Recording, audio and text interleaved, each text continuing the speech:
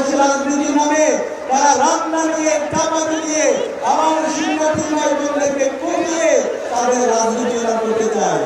আমরা হুঁশিয়ার করছি, আমরা সাবধান করছি, আমরা বিত্তবন্ধে ঘোষণা করছি, যেই জমিনে শহীদদের রক্ত ঝরেছে সেই জমিনে ইনসাফ কায়েম হবে ইনশাআল্লাহ।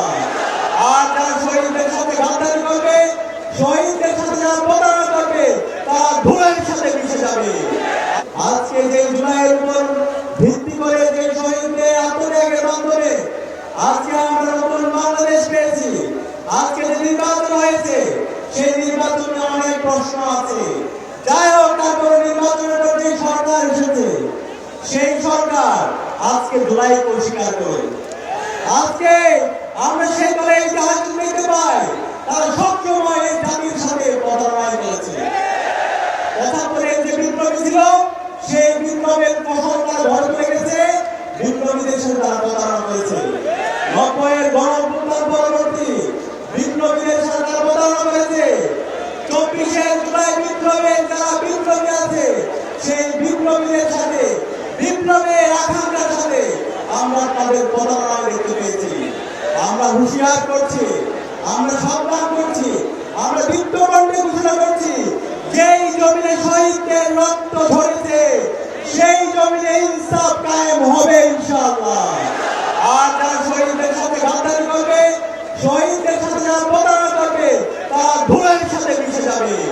আমরা দেখতে পাচ্ছি ওই দল আজকে পাগল হয়ে গেছে। আজকে বাংলাদেশের প্রতি ক্যাম্পাসে তারা আবার সন্ত্রাস কায়েম করতে চায়, তারা আবার গরম গ্যাসের কাছে ফিরে যেতে চায়, তারা আবার অস্ত্রের ঝঞ্ঝানের মাধ্যমে শিক্ষার্থীদেরকে আতঙ্কিত করে তাদের রাজনীতি করতে চায়। তাদের কমার্শিয়াল রাজনীতির নামে তারা রান্না নিয়ে চাপাতি দিয়ে আমার শিক্ষার্থী ভাই বোনদেরকে কমিয়ে তাদের রাজনীতি করতে চায়। তারা সবসময় নামের কথা বলে।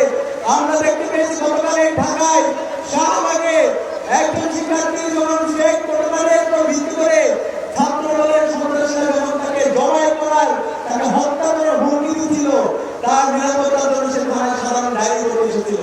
কিন্তু এর প্রেক্ষিতে আমরা দেখতে পেয়েছি ছাত্র দলের সন্ত্রাসীরা সেই থানায় গিয়ে ২৮ অক্টোবর লীগের সন্ত্রাসীরা লগি বইটা দিয়ে যেভাবে নির্যাতন নৃশংসতায় দেয় এদেশের মুক্তিকামী মানুষদেরকে পিটিয়ে নৃত্য করেছিল, ঠিক এই কায়দায় আমরা গতকাল শাহবাগে শিক্ষার্থীদের উপর, ছাত্র সমাজের উপর তাদের নৃশংস হামলা আমরা দেখেছি।